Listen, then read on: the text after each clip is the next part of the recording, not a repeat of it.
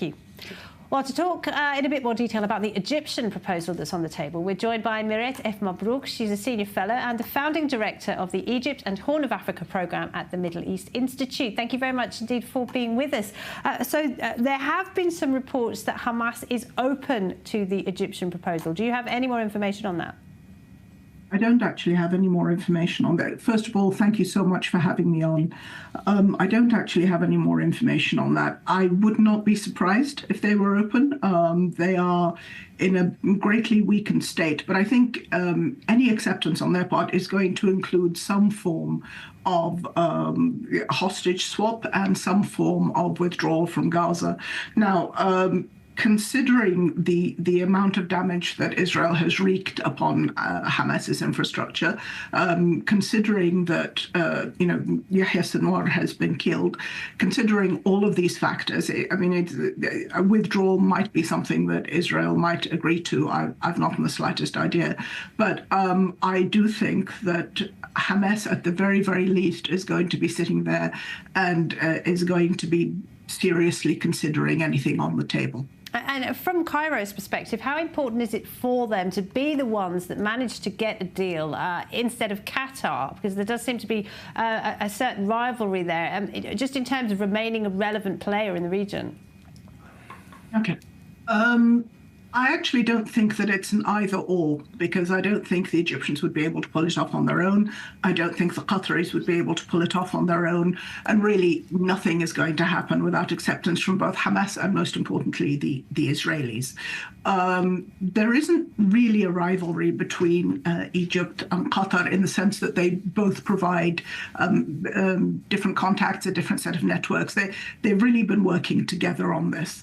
And as for Egypt remaining relevant, I think it depends what issue in the Middle East you're talking about. Certainly in this issue, I don't see any way of cutting into Egypt's relevance on the issue. There will be no negotiation that does not have, no truce that does not have Egypt front and center. So I don't think that is the question. I think the question is how to put something practical on the table that will be accepted by Hamas, but also increasingly, because we've mentioned quite rightly that the death of Yahya Sinwar might open up avenues to possibly a truce. But then on the other hand, my understanding from Israeli politics is that Prime Minister Benjamin Netanyahu has also been fairly reluctant to accept any truce. And therefore, we have to realize that despite the best,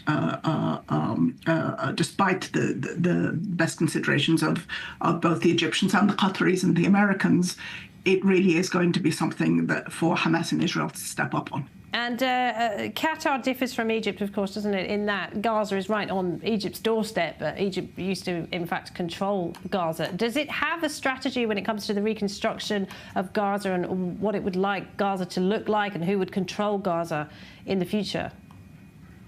So Egypt used to administer Gaza rather than control Gaza. They're two very, very different things.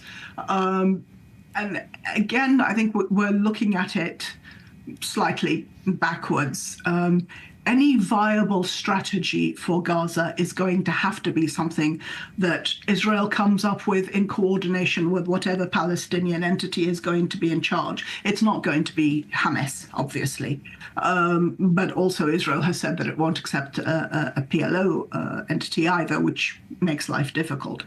In Egypt's case, as is the case with, I think, most Arab countries, Egypt would be interested in, would be delighted to help with reconstruction, with administration, with any help there is. It will not, I think, and this is important, to be part of any multinational force, and neither will any other Arab country if there is no viable, at least, track towards a Palestinian state, because it won't want to be seen as complicit in an Israeli occupation. But you are absolutely correct in thinking that the welfare and the security of Gaza is extremely important to the Egyptians, because it's been a conflict raging on their borders, and they already have two other conflicts raging on two other borders. So the swifter a path to some sort of secure stability, the better it would be for the Egyptians. All right. Not to mention, of course, the Palestinians and the Israelis. Thank you very much, Miret Mabrouk. We appreciate it. Thank you.